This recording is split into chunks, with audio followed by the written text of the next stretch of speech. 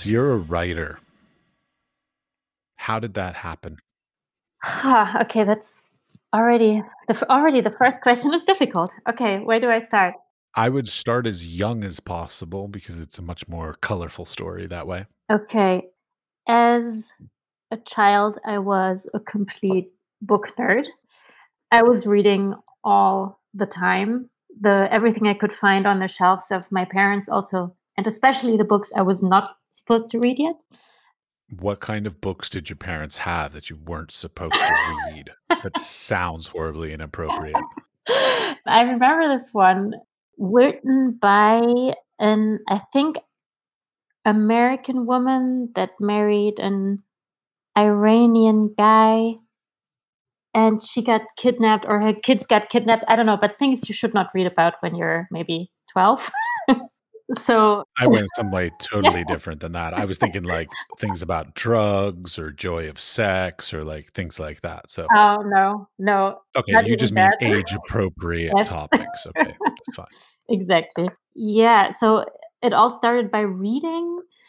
I already had the dream as a kid to write later on as a journalist or even write books, but I didn't have a straight path going there. I wasn't the kind of kid that was writing tons of stories or anything like that. I don't think I saw myself as that creative. In the end, I even studied political science, which is something very different. Although I already had the idea to maybe write about that topic in some form. And in the end, it happened like that I started in journalism, first with a local newspaper already when I was, about 16. And then later working in the media world, first in the political area, but then getting slightly disillusioned over time and changing more to the creative part, arts, culture, all that. You don't say. Disillusioned about politics? That's shocking. Well, yeah, I think every political science student starts out of idealism and then possibly gets crushed out by the reality of it all. But yeah. I grew up in Washington, D.C., the hub of all politics in America, and I'm crushed. I don't want to, like, there are two topics I generally try and stay away from, and they are politics and religion, and both of which are due to my childhood because I grew up in Washington, D.C., and my father's a priest. So Okay. basically, I just don't want to talk about either of those two things. Mostly because no matter what I taught, whenever I talked about them, I was never the smartest person in the room. There was always somebody who knew more and was better at it. So I was like, I'm going to lose this fight. So I just stopped. I understand. So then you went on and wrote a book. I actually did. Yes. It happened that way that I was interested in a topic, which was art in Iceland. I had been going to Iceland for quite a while, like everybody, for the nature and all that it's famous for. I was already writing as a journalist about art and culture. And then I started putting the two together and was actually looking for a book to read on Icelandic art, which is very hard to find. So there are a lot of monographs about single artists, but overviews don't really exist. And that's how the idea about doing it myself started to form in my head.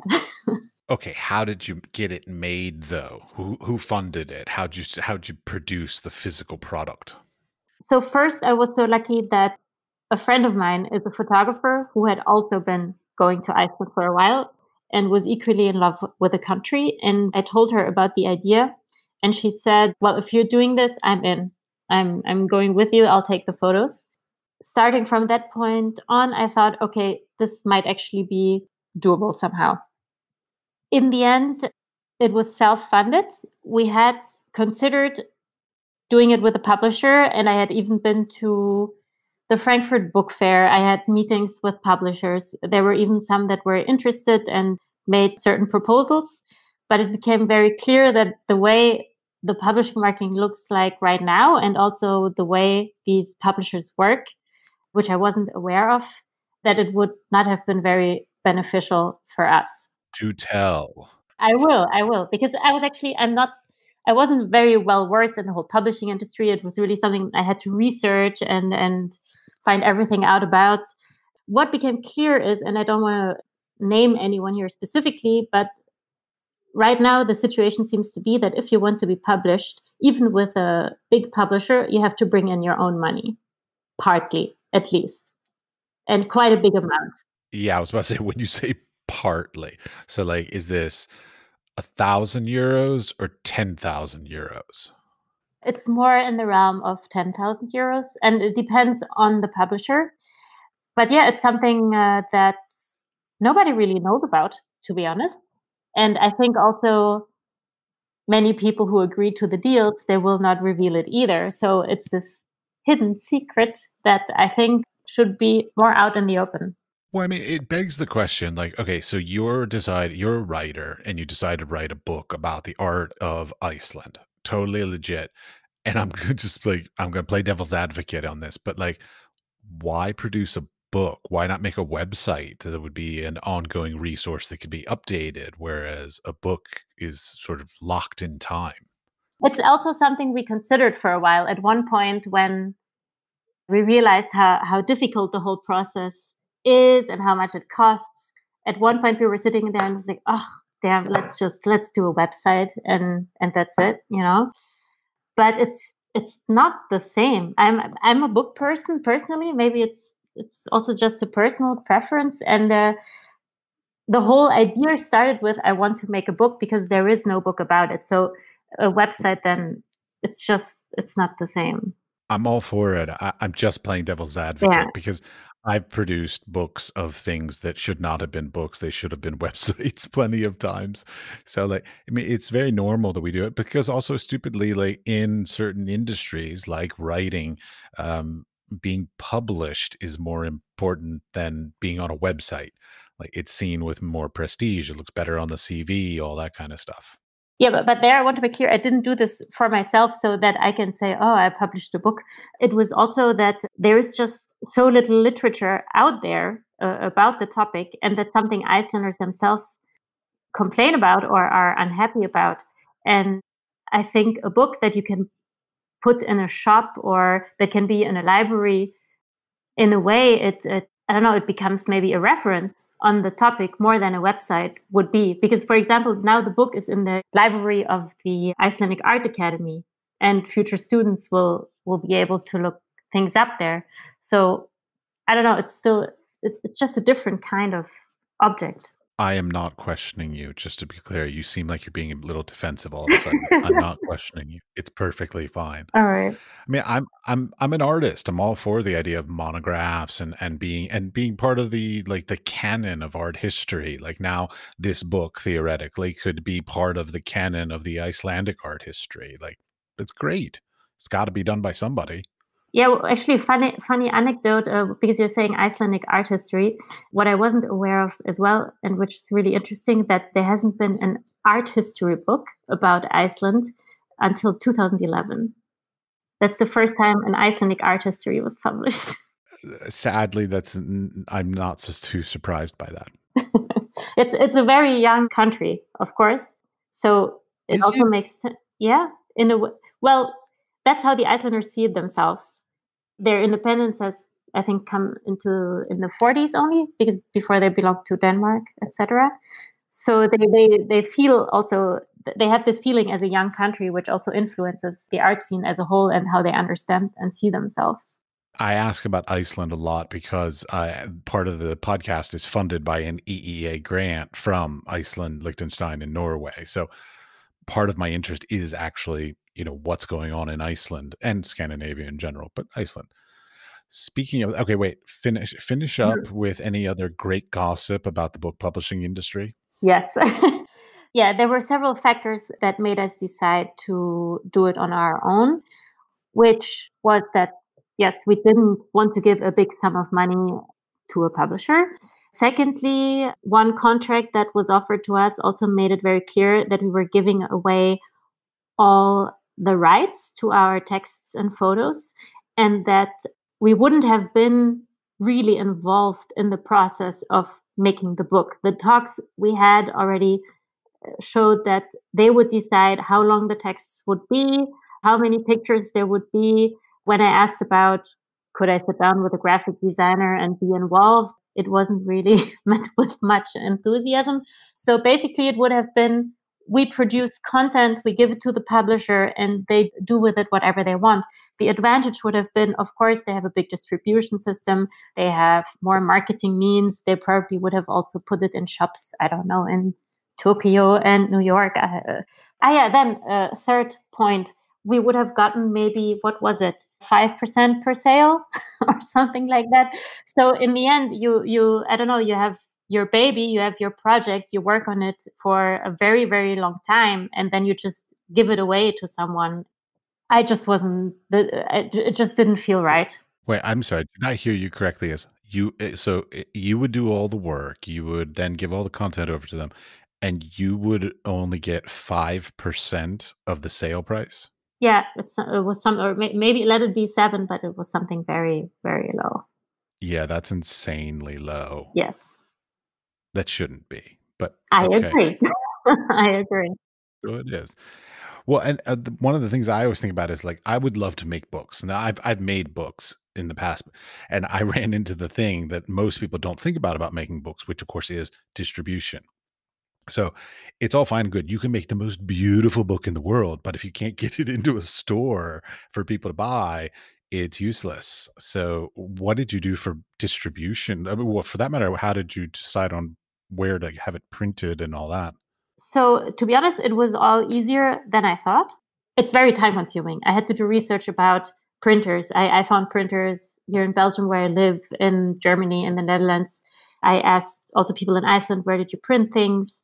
I actually visited printers. I got all these proposals, how much it would cost. In the end, I got a very good tip by an Icelandic magazine, an independent magazine, and they let their magazine be printed in Lithuania at Kopa, which is actually a printer that has won prizes, that even prints art books for German publishers. And they are very attentive. They even did a Skype call with me for an hour, really explaining everything, helping me with paper choices, really listening to me what I wanted to do. Super helpful. And their prices are extremely competitive. So I found something that was affordable with my means. It was the photographer and me sharing the costs, and it was something, of course, we had to put our own money into. But we were just so passionate about the project that we felt like it was a risk to take and the right thing to do.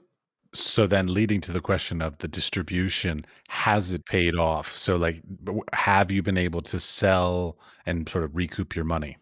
Yes, which we weren't sure about, but I had some experience with distribution for a local magazine here in Brussels. And at the time it just worked. You would show the magazine in certain shops, they would like it and they would take it. And I thought, okay, I will try to do the same with a book.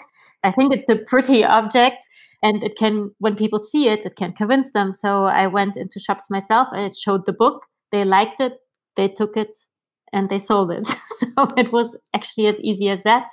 Meaning, in the end, it was in shops here in Brussels, but also in Berlin, and, for example, in Stuttgart, where there was an exhibition of an Icelandic artist in the local museum. They even contacted me asking if they could have the book in their shop.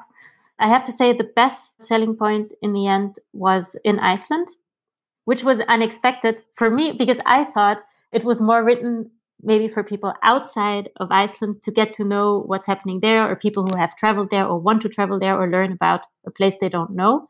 But in the end, it was a lot of Icelanders themselves who wanted to have the book. I think the best sales we did in the bookshop of the Reykjavik Art Museum, because you have so many art interested locals and tourists coming through there.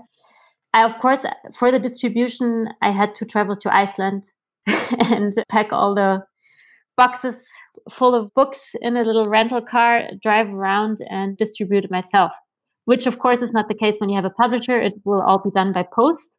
Little anecdote there as well. It was too expensive to ship anything over there privately. It's just, I think one box of books would cost maybe 70 euros to ship, and it's small boxes, so it's just not affordable. The way around it was that 150 books were directly shipped from the printer to Iceland for free, basically. And then when everything was sold out, that was actually sold out in a week, I tried to find sponsors to ship more.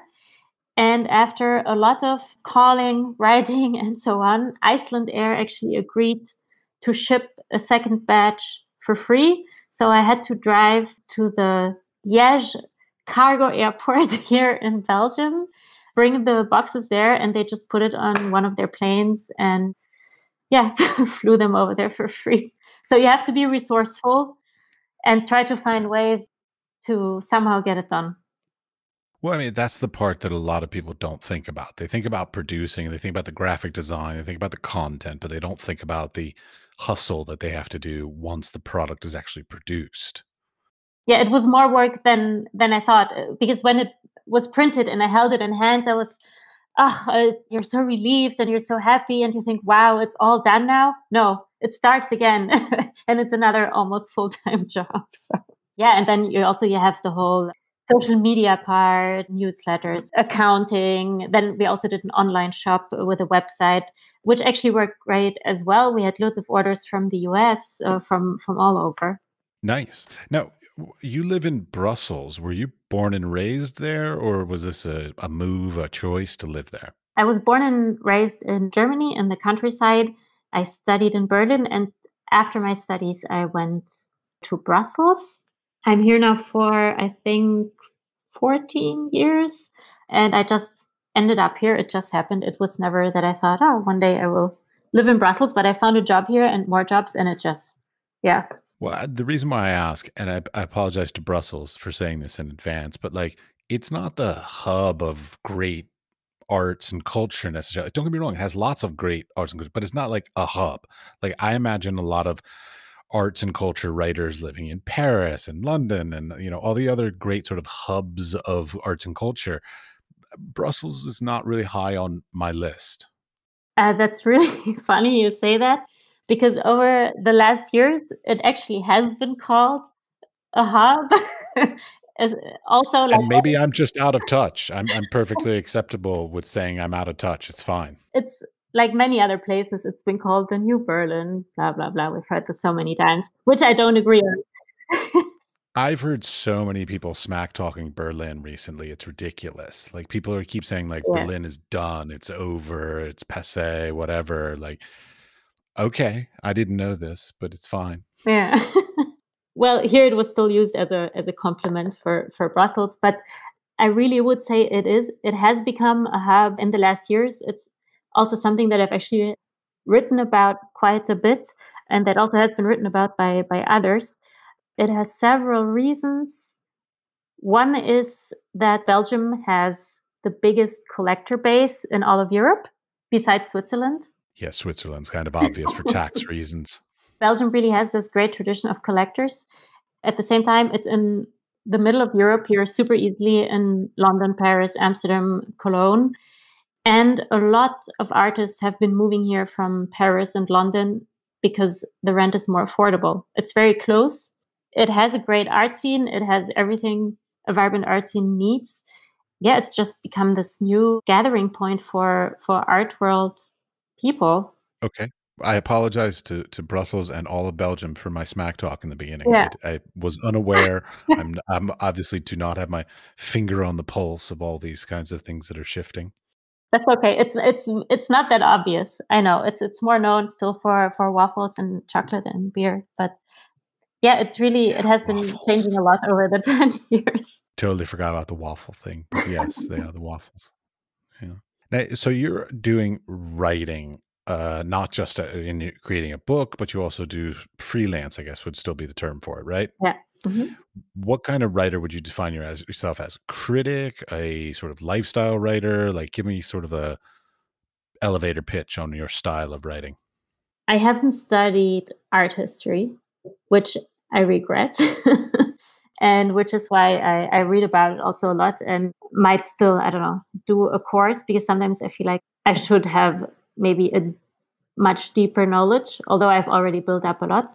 Yeah, I'm not a lifestyle, I'm not really a lifestyle writer, but I try to write in a way that is accessible for everyone, that people who are not well versed in the art world will still understand everything I write. That's also what I tried with the book, and that's what I do with every text that I write, because I think it's very important to be accessible and open and not arrogant. And I hate this kind of art language that is used a lot in artist statements or sometimes gallery text, where it's just make yourself sound important with very fancy words, and in the end you're just bullshitting. I'm not a fan of that, I have to say. I would encourage you not to go back for an artistry degree then, because that's pretty much all they're going to tell you to do. Okay. Well, are you really? Yeah, kind of. That's pretty much their stock and trade, is just being elitist intellectualists, that somehow that they're the ones that know more about everybody than this subject than everybody else. Hmm. Yeah, if you just want to be knowledgeable, do it on your own. No need for a degree. Yeah, that's what I've been doing so far, and it's been working out quite well, I guess. I always wonder, because I actually did do art criticism for a little while, and it was a small town thing, whatever, we're not going to talk about it. But the you when you're like, because I'm looking at the list of like different places that you've written for and the different articles that you've written on your website. And so do you propose things, or are things handed to you? It's both ways. It completely depends. Sometimes an editor will ask me, "Hey, do you have time to write about this and that?" And I will say yes. But then there are also other places where I'm more involved in the editorial team, and where we actually sit together and say, "Okay, this issue should really deal with this topic and this topic and this topic." So it's both.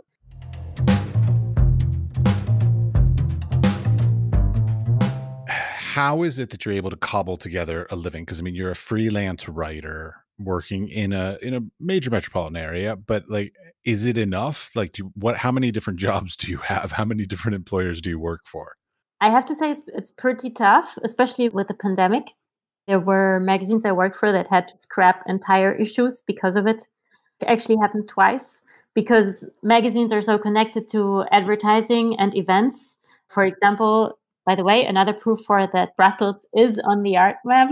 There's a very big art fair here for decades, Art Brussels.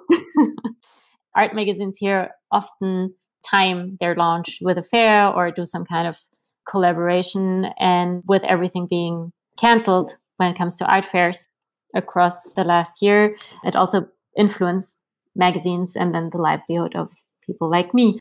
Fortunately, when it got really bad throughout the pandemic, the Belgian government has quite a good system where you do get support when you're affected. Other than that, even without the pandemic, yeah, of course, I'm not rich. I probably never will be, but I do what I love, and I don't live under a bridge. So for me, that's okay. I have to say, also talking with other journalists and writers, there's a very wide feeling of feeling underappreciated, because we have to be able to do a lot. We work really hard and we don't get paid much. I think if you shoot a photo, you get paid more than for an article oftentimes. As a photographer, I'm fine with that. I can understand that. When I was an intern very long time ago, I worked at a news agency where the boss told me, become a photographer because you'll earn more money than with writing. It just changed. I don't know, the respect for the written word. I don't know why, but it's just not very well paid. And you either have to live with that or do something else. A lot of journalists now also go into advertising at one point, or copywriting, because it is just, yeah, it's just the way it is. Well, I mean, it's unfortunate, and don't get me wrong, I'm part of the thing that's probably breaking that system with running a podcast, because we're offering the insight, the resources, the conversations that traditionally were in publications.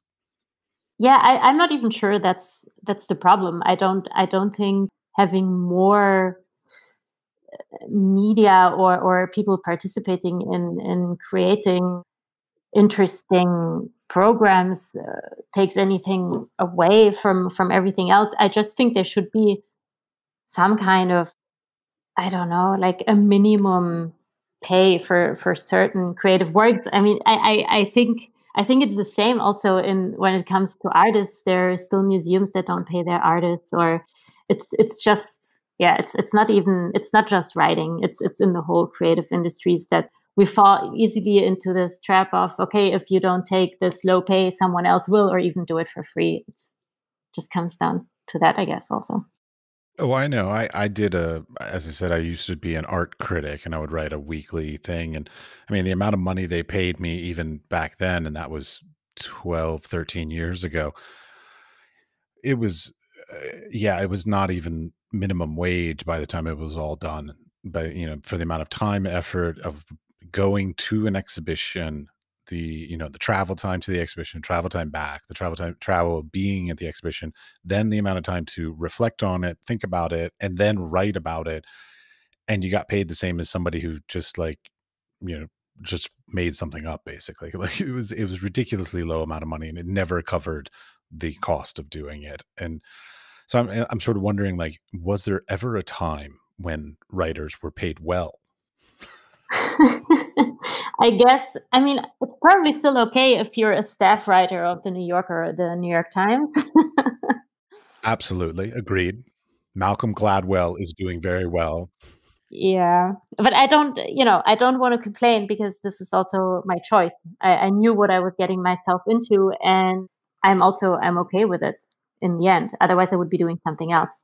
And I have to say also, because you're saying how you're surviving, I've done things like, for example, before I started doing the book, where I worked as a social media manager for a huge company for 10 months. But then there I'm paid so much, then I can put a lot on the side and use it for making the book, or, so there are times where I also do other things. As we all do. I mean, I'm not a podcaster by trade. I'm an artist and a professor by trade. I'm doing the podcast for additional knowledge, Yeah. not money. Yeah. All right, back to Iceland. So, did you learn anything that's sort of unique about that location and those people in the time when you put together this book? Yes. What is very interesting is that although there are some very famous contemporary Icelandic artists and they are kind of on the map internationally and you see them pop up and there are things happening there, when it comes to the art market, they're in a very unique position because I think now they have 4 commercial galleries. The first one only opened in the 90s before it just didn't exist. So they have a very different mindset when it comes to making art. For example, there was this one artist who had been living in LA for 7 years, but then he moved back home because of this. He said in the US, every artist thinks about, how can I make money? How can I make money with my art? How can I pay back my student loan? And he said it was just fighting for survival all the time, having jobs, so many of them that you didn't even have time to make money anymore. Everything was about marketing it, finding a place to sell. And in Iceland, this mindset just doesn't exist because there are not that many galleries and there may be 5 serious collectors, if at all. So people make art for the sake of making art, and they really make what they want to do without having this consumer oriented perspective. So this is one of the main differences. Well, I noticed that because I've had some conversations with people from Iceland because of the grant, and they have this amazing government support for the arts. Like, holy crap, I want to be gone back and reborn somewhere in Scandinavia, Iceland, Norway, Denmark, Sweden, any Finland, I don't care. Because that entire region, like they have this amazing infrastructure that supports artists so that they literally don't have to worry about selling their art because basically it's already funded. Basically, the creation of the work is paid for. And so selling is kind of not important to them because they didn't lose anything because they were already supported in the beginning part, which is amazing. It really is. But it's also I mean, it's really great, but it's also not as easy as it sounds. So they have this artist salary, which you're probably referring to, but it's not like that you say, "Hey, I'm an artist," and then you automatically get a salary for life. That's not how it works. You have to apply, I think, every year or every 2 years, and not everybody gets it. But it's a very, very great thing to have to enable people really to make art without having to think about selling. Yeah. Well, I mean, but that nature of the art market, like I grew up in America, so I'm all super focused on the market. Whereas now I live in Europe and I'm realizing that like Europe doesn't give a shit about the market. They just care about making really great works, like period. So like they're more about great ideas, great concepts, not even concerned with whether or not there are any sales. And I thoroughly admire that and I wish I could take that on because it's sort of a more pure way of looking at art. Definitely. On the other hand, you also have mega galleries in Europe. So yeah, I don't know if it's really that different in the end. Maybe the attitude is a little different, but in the end you have to survive and make a living, you know? Yeah, but I mean if there's so many collectors in Belgium, that sounds like a pretty good place to be living. Yes, but I really think being an artist or having a gallery, it's still it's a struggle almost almost everywhere these days. I mean, everybody's struggling. I mean, I've yeah, I'm trying to think if I've even spoken to anybody that says like, "No, I totally understand how everything works and it's working well for me." Like, there's not a single person I've met that said that except maybe like a museum director. They're just like, "Yeah, I'm good." Mm. But when it comes to like people who do like like create creative things, so writers, musicians, visual artists, performers, they're all struggling. Like, I've never met anybody that said, like, "You know what? I've got more than enough money. I'm fine. I don't need anything more." Yeah, except for those who grew up with very rich parents, I guess.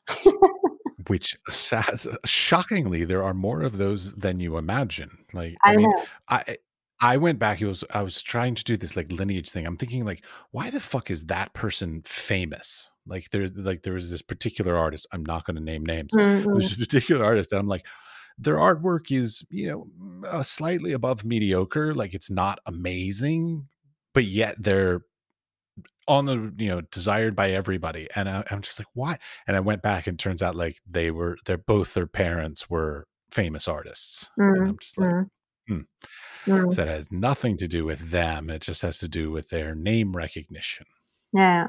It's something that, especially in the creative industries, is more prevalent than I thought, which is something I learned interviewing people, also then sometimes off the record, because I was just genuinely interested in how did you make your gallery run? I mean, it's impressive if you mount your own gallery, 2 years later you're growing bigger and bigger, or bigger spaces, going to art fairs.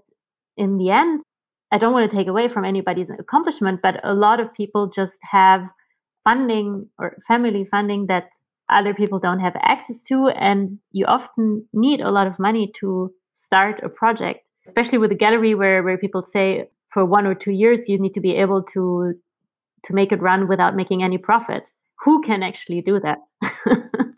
So People with deep pockets, yes. yeah.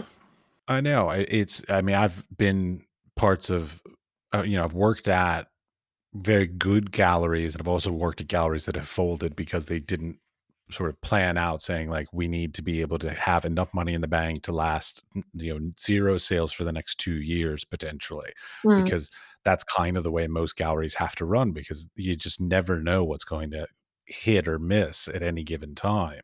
yeah, exactly. And you're part of that as the person who does the writings about them because you draw the people in or not into the doors of these galleries. I don't know if I have that power. You do, because like, if there's an article in a magazine or a newspaper, I'm going to be like, "Oh, okay, I should go take a look at that exhibition." But if there's not an article, I might not go and look at the exhibition. Mm. Of course, I'm also not the big art collector, so I'm not gonna be keeping any galleries' doors opens. So, it's fine.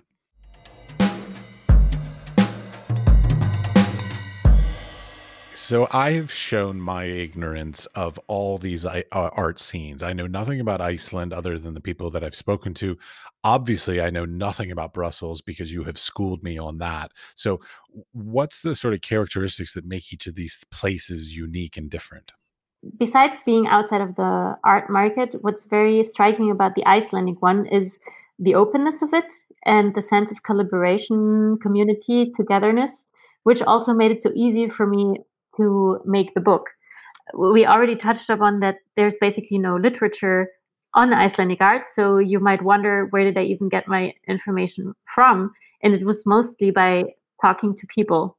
My research was really doing so many interviews, also interviews that are not published in the book, but really getting a sense of what are the major artists or places in Iceland. And then by talking to more and more people, you get this feeling for it. And I really think that this would not have been possible or not as easy if I would have done the same in Paris or London, where it's much more closed and elitist, I would say. I would agree. Yeah. In Iceland, it's also, of course, also the size. It's a population of about 330,000 people. Will happen that you will sit in the pool with the president next to you. So it's really everybody is accessible, everybody is helpful, everybody is just a phone call away, which has helped me tremendously. Yeah. Okay, that was a very random example of president by the pool. Did that happen to you? Not to me, but at the time there was a story in the Icelandic newspaper that a little boy was alone at the pool in Reykjavik and the president was there as well. And he just drove him home because he had lost his parents. So he got driven home by the president. Yeah, admittedly, that is a very small. I mean, I lived in towns larger than that population of the entire country. So, yeah, it's a pretty small network. But okay, but then Brussels. I mean, Mhm. school me on Brussels. Like, okay, I've openly said that I'm an idiot about this. So please educate me a bit more on so like are there lots of galleries? Is it only visual arts or is it also performing arts and other things like this? Like what's the stuff that's coming together to make this like the new Berlin? I don't know if it's the new Berlin, but it's really it's a very open scene as well, just like in Iceland. Also because it is smaller than Paris or London, also cheaper, and they don't take themselves so seriously, which is something very Belgian. Also, it's really that everybody is welcome. Everybody is happy when somebody launches a project and supports it and adds something to the scene. Where in cities like London or Paris, it will more seen as, whoa, someone else, there's competition. Oh no. So there's really the sense of, again, of community, which I really like. At the same time, while the grassroots movements here are really, really strong, also fueled by the good art schools around, there are institutions, there are many, many, many commercial galleries, a lot of I don't know, American, Brazilian, English, or French galleries, they will open branches here in Brussels because of this dense collector base, also because of Art Brussels, the big art fair. When it comes to arts, it's really, I would say, it's really one of the places to watch out for. Well, okay, this is the second time you brought up the collector base.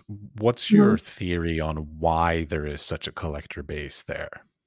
I've asked around about this, and apparently it's something that is implemented in the culture. It's just a thing they have been doing for a very, very long time and gets passed on within families. From what I've heard, it's very educated collectors.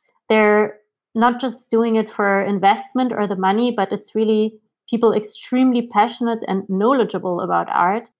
They will go to the artist studios, they will visit the galleries. They're very specific about what they buy.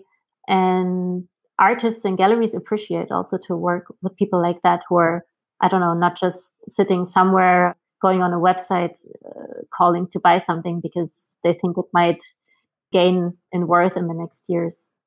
It's interesting because I mean, you brought up Switzerland and then Belgium as two big collector bases. I mean, Switzerland to me is kind of obvious because of the taxes there or lack of taxes there. So, like, is there any sort of like tax reason for Belgium? I actually don't know, but I have never heard this come up, so I doubt it. From what I've heard, it's just really a cultural thing, and it's just a thing they like to do that has, yeah. To be honest, I don't have a better answer.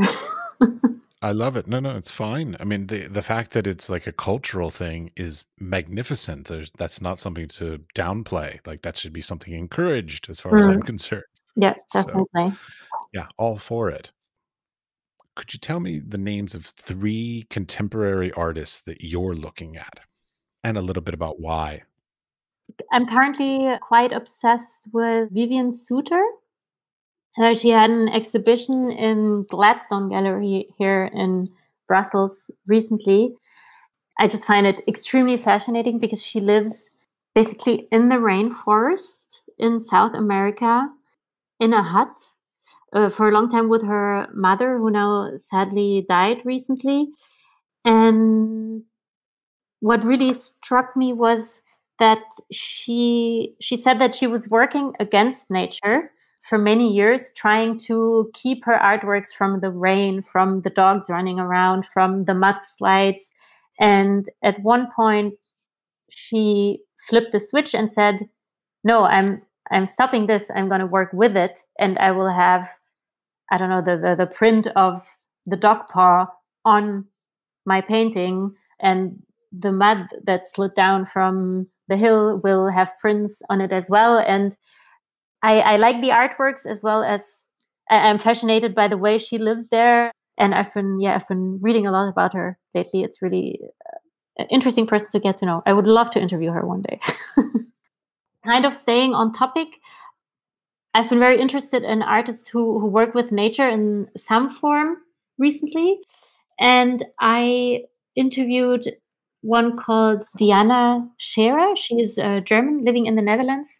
And she actually makes artworks that grow. So she has seeds or plants really under the earth, and she manipulates them in a way that, yeah, that make it an object or an artwork that in the end is a collaboration of her and nature, which I find super fascinating. Then a third artist that I found really interesting, who I also got to know because I interviewed him, his name is Stefan Rink. He's German as well. He also had an exhibition here in Brussels recently, and he makes stone sculptures. What I found especially interesting is how the material informs his work, the kind of research he also has done on different stones, where you find them, what meanings they have, and the whole organization of it, how heavy such a sculpture is. How do you even get it from one place to the other? Where do you even get the material to work with? It's super interesting. And his art as well, which is about mythical creatures, but mixed together with pop culture. Yeah, really someone to check out. So, you're currently a freelance writer, and one of the things I always wonder about freelancers, because I asked the same kind of question of like independent curators and things like this, is like, what would be your career goal? Like, do you want to always be freelance? Like, do you really enjoy that lifestyle? Or are you hoping that it will grow into a full time position or something, or even something else? I don't really have a clear plan. I've always kind of followed the opportunities that opened up in front of me. But I have in the past worked full time for a magazine, which I liked as well, I have to say. So I'm totally open to doing that again one day. But I have to say that you also get very used to the freelancer lifestyle where you can kind of work from anywhere. You can do your own times. You don't have to be in an office at 9 in the morning. You can work in your pajamas. You can write at night. It's something that suits me very well. On the other hand, it can be hard sometimes when you don't have that financial stability. So that, of course, can cause anxiety. It is also sometimes very tedious to find jobs because it's not like what I would love to do is just write and do what I love. But then you have to spend time on pitching, on thinking who could be interested in this story, which other publication could I contact? And it can be very difficult and sometimes soul crushing. So it's something you have to be aware of if you become a freelancer. And yeah, I can't say that I will do this forever, but right now I'm still doing it. You also have to keep involved with, or at least knowledgeable of the goings ons of the world kind of things. Like I had this conversation the other day with somebody, like we were talking about like, oh, we should be sure to like put together some podcasts for Pride, and we're like, "Oh, yeah, that's a great idea." Well, like, Pride was, like, 3 weeks ago. So it's like, "Fuck." So next year, I'll do that in advance to be prepared for the so, like, there are, like, cultural touchstones, monthly or weekly kind of things that happen every year that people like to then see exhibitions relevant to or participate in something like in America, we have, like, Black History Month and, like, all these different kinds of things, and so you actually have to be involved in that kind of stuff in a way that like a lot of people don't have to, because like you have to think of it months in advance in order to find a story, to then write a story, to be prepared for that thing to come out. Yes, indeed. So a lot of it is actually reading local newspapers, international ones, art related ones, just anything I can get my hands on. And now that I've been working as a freelancer for quite a while, I also have the luck that I get, well, I don't know if it's luck, it can also be a burden, but I get many, many, many emails every day, press emails about that also look far into the future sometimes. So you will get an email which gives you the whole program of a museum for an entire year, which you will not find on the website maybe. Or but I have to gather a lot of information all the time to see what's going on and what will happen in the future. And yeah, definitely. All right. And I'd like to wrap up with offering you the opportunity to give some advice to the next generation from your experiences. Pros or cons. A lot of people try and be like cheery and positive, but also potentially something of like, okay, I did this thing and it did not work at all. So don't do this is perfectly legitimate. Yeah, maybe first the advice about self-publishing a book. I only did it once. I'm very happy I did it, and I don't think I will do it again, to be honest. It was really a passion project. I don't regret anything, but I know now that in the future, if I do a next book, I will only do it if it gets funded. It really takes a lot out of you financially, time-wise, emotionally, and it was seriously a once in a lifetime experience. I'm very happy about it, and we sold almost every single book, but still you're not going to get rich making it. So yeah, just really think about it, and if this is worth it to you. When it comes to freelance writing, you also have to be aware you're not going to become rich. You'll survive, but it's not you're not gonna have a crazy lifestyle. I don't know. So it's just things you need a passion to work in the field, and you really have to love what you're doing. At the same time, also think of your rights and put your foot down. Don't just say yes to anything. Because in the beginning, of course, to build your portfolio, I've also worked for free, because if you don't have anything published, no one will hire you. That's clear. So when you're young, it's normal to do some things for free, but at one point you need to stop. You also have to put a price on your time. It also helps to talk to other freelancers. No one really likes to talk about money. Love to talk about money. Feel free. Go ahead. Tell me all about it. How much do you earn? That's not what I meant. But for example, when you need to set your rates, you don't even know where do you start, where do you add, how do you choose this. So you basically have to talk to colleagues or even people you hardly know and say, hey, can I ask you some questions? Wait, so there's not like some standard thing that's like the industry standard that says, rates for freelance articles is X for this amount of words or this topic or anything like there's nothing standardized like that. No, because every publication does it in a different way. One will pay you by the article, one will pay you by word, one will pay you just by a sign. So you never know what you're in for. Which do you prefer as a writer? By the article, by the word? Because I mean, I can be very verbose. So by the word could be very lucrative. Not really, because they will tell you how many words the article has beforehand, and you can't write more. For me, it doesn't matter how it's calculated as long as the end price is correct for me, you know? I do. I don't mind which method they use. Okay. Lovely. Thank you very much for your time. Thank you for interviewing me, and I'm really sorry that you have to edit so much. Don't stress over it. It's my job. All right.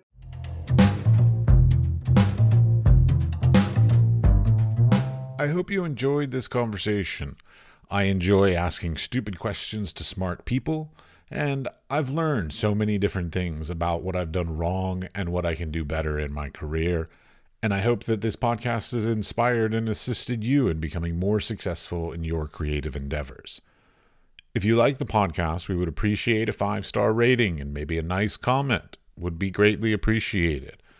I would like to thank Todd FF for writing a review and giving us a 5-star rating. Thank you, Todd FF. Please tell your friends to listen and subscribe also. You can subscribe on Apple Podcasts, Spotify, or wherever you get your podcasts. We are produced by 5014.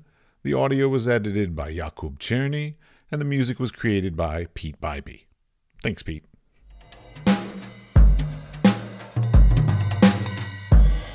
The Wise Fool is supported in part by an EEA grant from Iceland, Liechtenstein, and Norway in an effort to work together for a green, competitive, and inclusive Europe. We would also like to thank our partners Hunt Kastner in Prague, Czech Republic, and Kunstsentrene i Norge in Norway. Links to EEA grants and our partner organizations are available in the show notes, or you can find more information about the podcast on Instagram at TheWiseFoolPod or our website, wisefoolpod.com.